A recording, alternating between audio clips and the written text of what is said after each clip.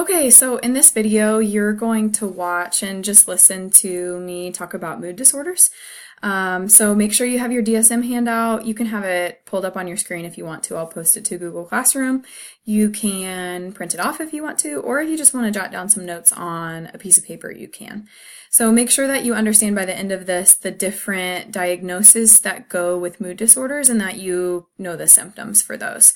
So we're just going to start off with defining what is mood. You actually don't need to define this if you feel like you have a grasp on it, but mood is just basically an emotional state, and we all feel moods. So you know what it's like to feel really happy, you know what it's like to feel sad, you know what it's like to feel those emotions, but a mood disorder would be when you aren't able to control those moods. And so maybe you're at a really elevated state, but you're unable to bring yourself down. Or you're at a really low state and you're not able to control that low state. And so kind of the qualifier for that would be that it's uncontrollable, it's persistent, it's excessive, it's long-lasting. And so a disordered mood would be where you cannot control either mania, which is this really high elevated state, or depression, which is this really low feeling of sadness and loss of interest. We're actually going to go into those two a little bit deeper later, so if you want to define them now, you can. They're going to be talked about and discussed a little bit more in depth later. So some of the major types of mood disorders are depressive disorders, seasonal affective disorder, and bipolar disorder. There are a few other smaller classifications that we'll go over as well in this video, but these are the main types. So we're going to start with major depression. Major depression is an illness that you've probably heard of before. It's a disorder that is common, and major depression is defined as having feelings of extreme sadness, loss of interest, loss of pleasure in something that you normally would find enjoyable, but it's lasting for at least 2 weeks.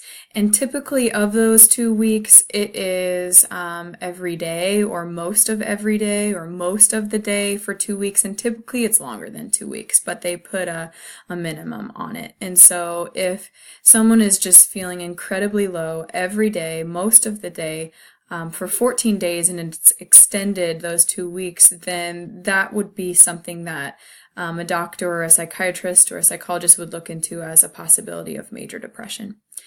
And what typically that person is going to be feeling is just things that they normally do are not going to be enjoyable anymore. They're not interested in the activities that they normally enjoy. Maybe they're having a hard time just laughing at things that they would find funny. Maybe they're feeling worthless. They might have bouts of just crying and sadness, but it's just a really low feeling that they have very consistently, persistently for 2 weeks or more. So some things that might accompany major depression. Now you wouldn't have to have all of these, but these are some things that are often accompanied with major depression. The person might be eating more or less than normal. They might experience a loss of appetite, or maybe they're having an excessive appetite, but their appetite might change.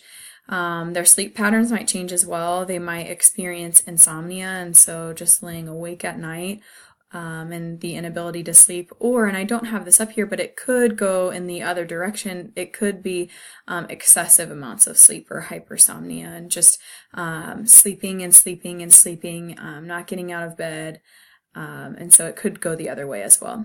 A lot of times with psychological disorders, we can see them manifest physically, and so the person might actually have body aches. They might experience fatigue and energy loss. It's going to be really hard for them to concentrate a lot of times because those just really low feelings of sadness and worthlessness and just those depressed feelings might make it difficult. All of the other things that are going on, whether it's school or work, it's going to be hard often for them to focus on some of the other things going on in their life. They might be negative or have just negative thoughts, and they might be pessimistic, but they don't have to be. Some other things, they might express suicidal thoughts, they might express or they might show signs of self-harm. they might have spontaneous crying and just episodes of sadness. So before I go on, I just want to mention a few things. I'm going to pause my screen and I'm going to show you a list of questions for you to ask if you're concerned about a friend. And so just give me a second. I'm going to switch my screen. Okay, so I'm on the Mayo Clinic website and I am on just a short little article about what to do when you suspect that someone is suicidal. I just think it's really important to have some of these questions in your mind before you are even in this situation, because it can be really almost debilitating if you're worried about someone and you're not sure what to do, especially if you're worried that, asking them questions about how they feel might make them feel worse. Which actually that is completely not true. What they say is that the best thing to do is to take action. So you might not have ever been in this situation. Maybe you have been before, but I think the best thing to do is to think about this before it happens. So I'm going to scroll down. I want to show you some questions here. So what they say is the best thing to do if you're worried about someone is to just ask them questions. It might be really awkward, but those awkward questions could save their life. So here's some questions they say you should ask. Just start by saying, hey, I really care about you and I'm kind of concerned. Is everything okay? And that's a great question to start with. They might just say, yes, I'm fine. But you can always dig a little deeper. Asking questions is really important.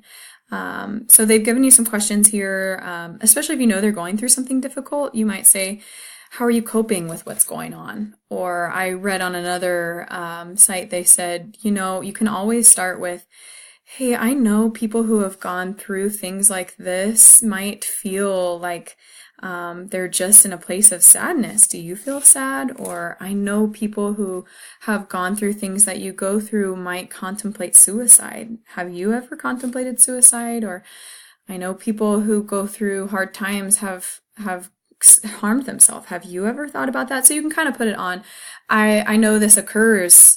Have you felt this way that other people have felt? And so you kind of put it, make them not feel alone in that other people do feel that way, and you're just wondering if they've ever felt that way. But you really do need to address it with them. Have you thought about committing suicide? And I really care about you. And that's the first thing they need to see, that you're concerned and that you're taking it seriously. And it will not make it worse by you asking them about that. It will not make it worse. They say that is the most important thing to do. I'm going to scroll down. If you want to pause this and look at some of these, you can, but I want to show you they have some warning signs, things to look out for. If you're worried about a friend, there are some things that you should, red flags. So you can look at that, you can pause it. I'm going to go back and we're going to kind of jump back in, but I think these things are really important just to take note of. Know it before it happens and you're in that situation. Have some things in mind that you're going to say before you're there. Okay, so our next disorder is seasonal affective disorder. This is considered the winter blues. It's a depression that occurs yearly or annually at a certain time of year. And this is when someone might experience sadness during the winter months. It's linked to the amount of sun that is available at that time of year in that location. They actually say certain states you are more vulnerable to seasonal affective disorder than others, and I'll give you some facts about that. Let's see, I've got them here. Let's see. 10% of people in Alaska are affected by seasonal affective disorder, whereas 1% of Floridians, so people who live in Florida, are affected by this. And so what they do for people who have seasonal affective disorder, who go through these periods of mild depression during the winter months, they have light therapy. And I know these pictures, like these ladies look kind of funny next to these lights, but it's actually giving them a sense of warmth and kind of rejuvenating them. And it's being like the sunlight that they're not getting. If anyone has ever sat in a tanning bed, a lot of times what will happen is, of course, the person who is tanning, their purpose is probably they want to tan their skin. But when they get out of the tanning bed, they often will talk about the just good feelings they felt from the light and the warmth. Now, tanning obviously is not good for your skin, and these are options that are good for your skin. The purpose of these aren't to tan your skin, but to give you that light that that you might be needing in those winter months. Okay, so we're going to move on to bipolar disorder. Bipolar disorder is when someone is switching from the low, depressed feelings to the very high, elevated feelings. And it's an uncontrollable switch, so they're in these periods of very high periods. And these high periods can be mild or they can be extreme. And the same with depression, they could be mild or extreme, and it's just depending on which type of bipolar disorder they have as to whether they're experiencing mild or extreme mania. So the episodes of mania and depression will last a period of 2 weeks, and so the person might have 2 weeks of very sad, low feelings, but then experience this change into this 2 weeks of very high manic times. They could have a week of interchanging moods, and I'll have a whole slide on mania where we can kind of talk through what mania looks like, but it's just an abnormal, persistent, elevated mood. For some people, it could be just a very enjoyable, I'm productive, I'm not sleeping much, but I'm very creative, and I'm on this kind of high. And for other people, it can be a very irritable, agitated, high state that is very extreme. And so I'll give you some examples of that. We'll watch this in just a little bit. Okay, so symptoms of mania could be anything from just being very excitable, it could be euphoric, it could be out of character energy, they could be frenzied or disorganized. Someone might just have very fast speech as a symptom. This would be something extreme, but in a manic state, they might commit illegal acts. No, of course, not everyone in a manic state would do that, but that could be a possibility. Maybe in extreme mania, that person is in this elevated state. They might have spending sprees. It could just be their disrupted sleep, and they are not sleeping for days, and maybe they're even just feeling incredibly productive and getting a lot of things done. They might have really high self-esteem, so really counter to what they might have felt in the depressed time period. They could be easily distracted or irritable. They may be more likely to abuse drugs and alcohol in their manic state, in their state of being very high. I'm sorry, I know that went really quick. If you need to go back, you can.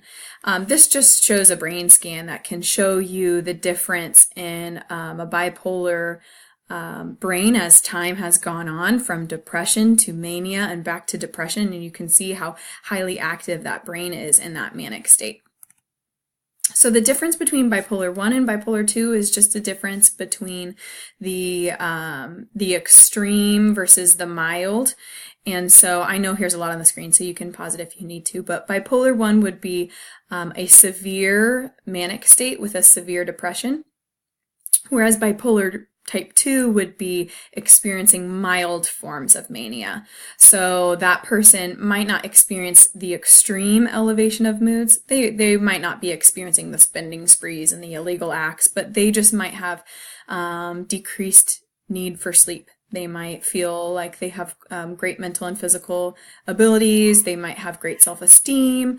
And so that would be a hypomania, less extreme manic states. So I think what I'd like to do is, if you could pause the video, I'd like for you to go and I'd like for you to click on the link of the example of a person in a manic state. The man's name is John Riley, and it is in the link that I'll put on Google Classroom. So make sure you go and watch that, and I want you to see what the symptoms he exhibits in his manic state.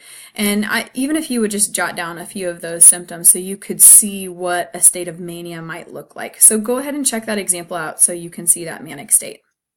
Okay, so we're going to end on this slide. If you look at your DSM handout, you will see two other disorders that fall under mood disorders. You'll have cyclothmic disorder and dysrhythmic disorder. And these are just mild forms of depression and mania. And so if someone is experiencing a very long-lasting, enduring, persistent, mild manic state, that would be cyclothmic disorder. If someone is experiencing mild depression, but it's lasting very consistently for a very long time, that would be considered dysrhythmic disorder. So we're getting to the end of our 15-minute time. So if you have any questions, just send me an email. Make sure that you